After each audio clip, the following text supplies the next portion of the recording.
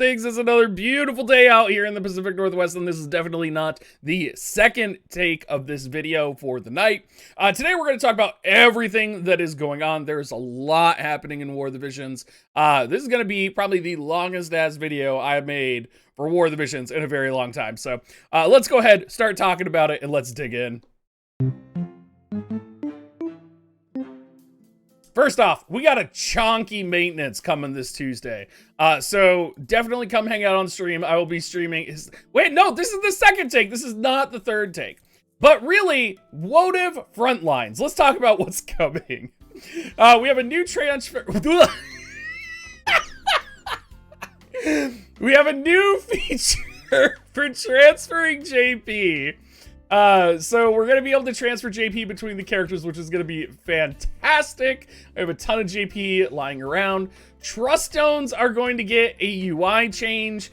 So we're going to be able to auto reroll them, and hopefully to God, they're going to be navigatable, because I'm not going to lie to you guys, I haven't forged a trust stone in like a month right now.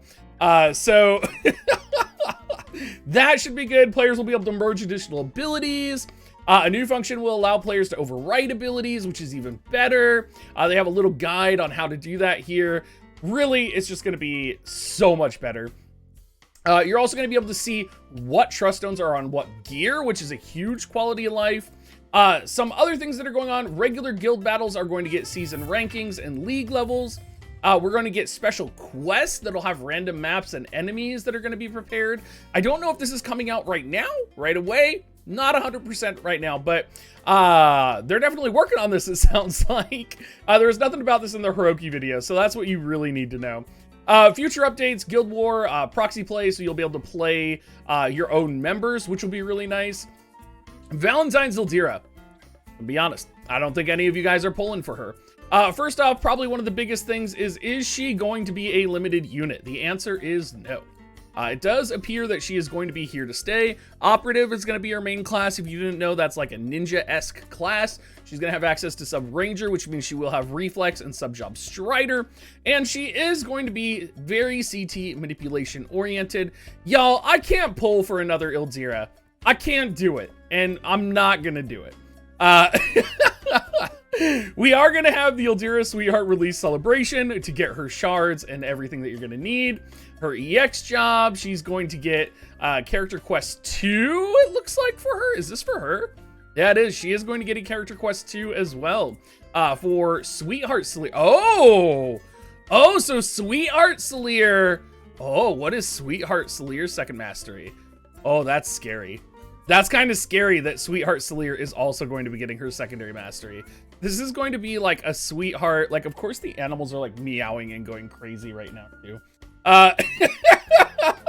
This is nothing but a professional production, everybody, and I hope you all appreciate this. Looks like we're going to get Chocobo Expedition, EXP, and Guild Double Up campaign. I think my cat locked himself in the bathroom. Chocolate Festival 2022 login. You know, can't complain about chocolate or fudge. I'm all for that. Nothing, you know, pretty crazy going on here. We got the 2100 Viz, Story EXP Double Up campaign, Guild Gift campaign, Free Match campaign. One of the interesting things that they mentioned is there may be, in the near future, a way to exchange guild tokens and friend tokens, which was pretty interesting. We're going to get an update to the Farplane Archives, which is going to be very good for adding like Admiral Prince and some of these other missions that you may have missed out on. So you're going to be able to potentially, I think, even get character shards from these. I'm not 100% if they're just going to be the story, because you do have Silma missions that are being added permanently as well. So maybe they're going to be adding like one at a time, it looks like. But you will be able to get Silma's Mind Spheres. Now, because Valentine's Ildira is coming out, I wanted to say Valentine's Saleer, we are going to get the Kuro Kasumi Ninja Blade coming out as well. So that's going to be pretty good out there. And of course, Secret Book Reward Quest. How could you not, right? Arena and free match updates this week. Of course, they're going to favor Valentine's Ildira. I think the reality is, though, you're going to see a ton of Terra. We're going to see Terra, we're going to see Satya, and we're going to see those compositions all over the place. Water resistance up, fire attack up. I mean, it just makes sense. And I'm really curious because the recent map we had was light resistance up for the guild battle. I'm wondering if we're going to get that amount of water resistance up here as well. It'll be very curious.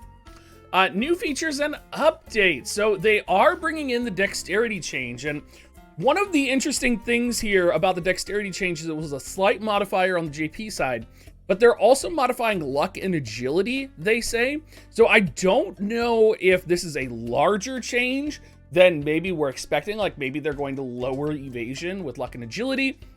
Maybe they did adjust luck and agility on the JP side and we just didn't have the full details of that. This is something that I'm very curious about, especially with the dominance of evasion. So you can see there's a variety of jobs that these are going to apply to, which is almost, I mean, that has to be like, with the amount of jobs that we're showing off here, that's almost every single job in the game. There is going to be additions of new guild leagues. So, of course, Visipur is going to get to sit at cancer level, which, I mean, let's be honest, it just makes sense. You're going to be able to promote up through these leagues. So if you have a lot of medals built up, it's going to kind of auto-promote you into the new league. You're going to get additional rewards for guild leagues. And you're going to get, and they are going to, like, this is out of nowhere, but they're going to adjust the max modifier of evocation gauge acquisition up for espers. So pre-change, it was 100, and post-change, it was 200. And then you're also going to get improvements to the arena weekly bonus. And I believe this is because we get new medals that are associated with the +6 equipment that we're going to need. So I do believe you're going to need some type of medals associated with arena in order to get some of the +6 awakening gear, which, y'all, we're not even like all the way through the gear. Like, look at how much shit we have to go through still. Limited guild battle is going to be happening this week. So make sure that you do this. Make sure you set your compositions. No, Melky, evocation did not get nerfed. It got expanded. So you can now have double the evocation bonus that you could before. The limited guild battle map is going to have courage nullify. We're also going to be getting quick pitch matches this week, which are going to have evocation gauge acquisition rate 50% up, quicken and haste nullify. I'm really interested to see if we see maybe some specific evocation play here. Could be very fun and very exciting. And then we have the +6 equipment list, and holy cow, there's a lot here. There is like literally a billion weapons, and this is literally like, this is just going to have to be another video all on its own. One of the things I'm wondering is if the +6 stats and equipment are going to be the same as on the JP side. I imagine they will be, but this is going to be a whole nother video. Like this will completely change what gear you're going to want to equip on jobs. You have like Golden Blade, Brotherhood is all of a sudden going to become the best water sword in the game. Osafune, I believe, becomes the best katana until Purple Lightning +6 comes out. So there's just lots of things to keep in mind here, and you're probably not going to be able to upgrade all of these right away. You're going to be pretty hard bottlenecked on a lot of these materials. We also have Raid Boss Revival. So we're going to have Terror from the Deep, Kraken Enhancement Quest, Demon Chimera. So these are going to be all of the free Vision Card missions. Does it say that they're going to be given, if they're going to be dropping, or they're just here? So they will appear. They're just going to be here, but then why is the chocolate flan here? So the Raid Boss Revival is just going to be the chocolate flan? Is that my understanding of this correctly? Enhancement quest for vision cards that debuted as raid rewards. Where's your dead week? I'm sorry, guys.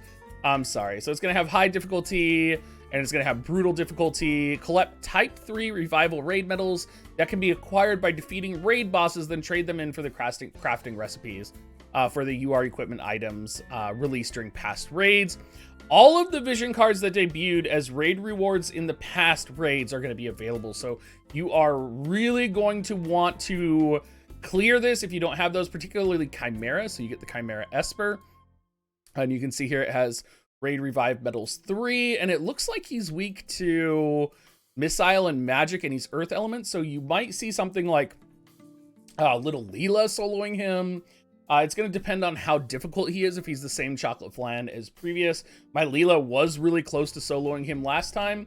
Maybe you're going to see something like Varouche with the potential of TMR augmentation runes right now. it's possible we're going to see some solo shenanigans from multiple win-based units here. So you're going to have a lot going on this week. Y'all, if you all wanted a dead week, you are not going to get it. And I'm sorry to everybody that wanted a dead week. This is pretty much like WoTV.